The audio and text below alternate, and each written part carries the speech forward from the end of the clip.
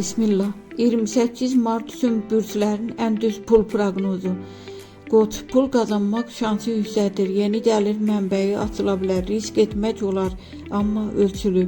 Boğa, ən şanslı bürclərdənsən. Gözlənilməz qazanc və ya borcun geri qayıtması mümkündür. Əkizlər, pul gəlir, amma tez də çıxa bilər. Lazımsız xərclərdən uzaq dur. Xərçəng, maddi sabitlik artır. Kiçik qazanc olsa da davamlı olacaq. Şir, pul qazanmaq üçün fürsət var, amma tələsmə. Səbirli olsan daha çox qazanacaqsan.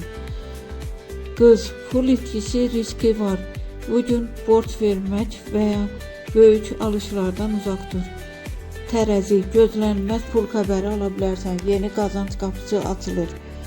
Əqrəb, orta səviyyəli gündür. Sabit qalmaq daha yaxşıdır. Risk etmə.